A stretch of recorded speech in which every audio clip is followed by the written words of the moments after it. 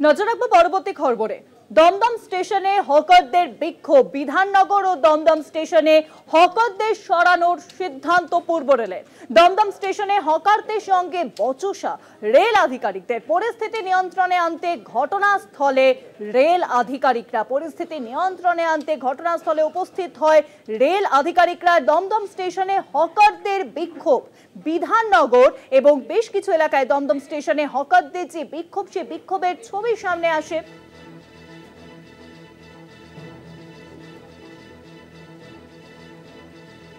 দমদম স্টেশনে হকারদের বিক্ষোভ, বিধাননগর ও দমদম স্টেশনে হকারদের সরানোর সিদ্ধান্ত পূর্ব রেলের। আর এ বিষয়ে আরো জানবো, নিউজরুমে এখন সঙ্গে রয়েছেন আমাদের প্রতিনিধি শাশ্বতী রায়। শাশ্বতী, আমরা দেখেছি দমদম স্টেশন জুড়ে আজ হকারদের বিক্ষোভ, কেন এই বিক্ষোভ?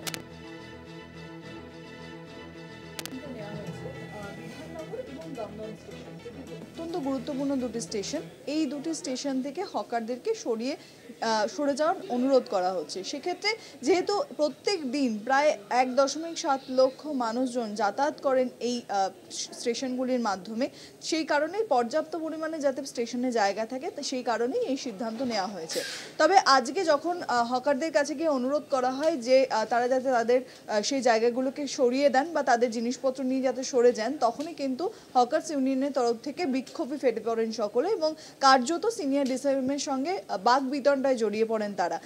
এবং পরিস্থিতি নিয়ন্ত্রণে আনতে ঘটনাস্থলে আরপিএফ মোতায়েন করা হয় এবং বলাই যায় যে কার্যত তাদের কাছে যে অনুরোধের বার্তা রেখেছিল পূর্ব রেল, সেখান থেকে দাঁড়িয়ে তারা কার্যত বচসায় জড়িয়ে পড়েন এবং তারা বলেন যে কোনো রকম সহায়তার জন্য তারা প্রস্তুত থাকলেও তারা এই জায়গা থেকে বা স্টেশনের নিজেদের দোকানগুলোকে কোনোভাবেই তারা সরাতে পারবেন না, কারণ তাদের রুজি রুটির সঙ্গে এই বিষয়গুলো জড়িয়ে রয়েছে।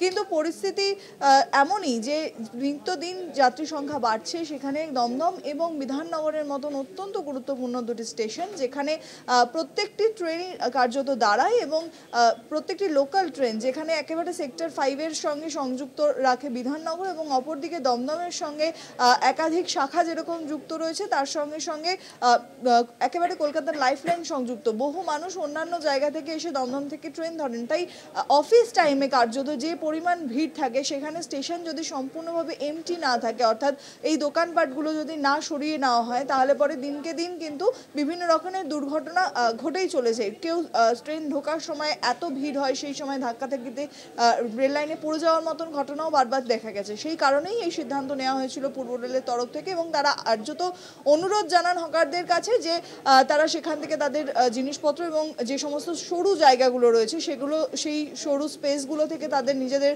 জিনিস সরিয়ে নিন এবং সেখানে যাতে যাত্রীরা সম্পূর্ণ সুরক্ষিতভাবে দাঁড়াতে পারেন, সেই ব্যবস্থার দিকে নজর রাখতে এই পরিস্থিতি তৈরি হয় এবং সেখান থেকে দাঁড়িয়ে হকারদের সঙ্গে কার্যত আজকে বাকবিতণ্ডায় জড়িয়ে পড়েন রেল আধিকারিকরা। তারপরেই পরিস্থিতি নিয়ন্ত্রণে আনতে ঘটনাস্থলে র্যাব মোতায়েন করা হয়েছে।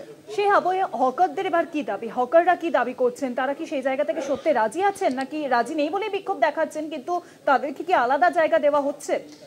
দেখো, কার্যত হকারদের বারবারই এই অনুরোধ করা হলেও দেখা যায় যে দিনের পর দিন তারা সেখানেই থাকেন এবং যেরকম আগেও দেখা গেছে যে বারবার অগ্নিকাণ্ডের ঘটনা ঘটার সময় যে স্টেশনে কোনো রকমভাবে গ্যাস বা আগুনের কোনো জিনিসপত্র জ্বালানো যাবে না, সেই সময় একাধিক দোকানকে সরিয়ে ফেলার অনুরোধ করা হয় বা সরিয়ে ফেলাও হয় একের পর এক ইন্সপেকশনের মাধ্যমে। কিন্তু সেই পরিস্থিতিতে দাঁড়িয়ে তারপরেও দেখা যায় যে কার্যত তারা আবারও সেখানে বসতে থাকেন এবং বিভিন্ন জায়গা থেকে হকাররা এসে স্টেশনের মধ্যিখানে যেখানে যাত্রীদের বসার জায়গা, সেই অংশে একাধিক জায়গায় ভিড় করেন। তার ফলে সেই অংশগুলো যাতে ভিড় হয়ে না যায়, যাতে যাত্রীরা ঠিকভাবে ওঠানামা করতে পারেন, সেই দিকে নজর রাখতেই তাদেরকে উঠে যাওয়ার কথা বলা হয়েছিল। কিন্তু তারা নাছোড়বান্দা এবং তারা বারবার বলছেন যে তারাই নাকি সাহায্য করেন কোনো দুর্ঘটনা ঘটলে পরে, তাই তাদের সেখানে থাকতে দিতে হবে। এরকমই বিষয় নিয়ে তারা বারবার করে বাকবিতণ্ডায় জানান এবং তারা কোনোভাবেই পূর্ব রেলের এই সিদ্ধান্তকে মেনে নিতে পারছেন না বলেই এখনো পর্যন্ত জানা যাচ্ছে।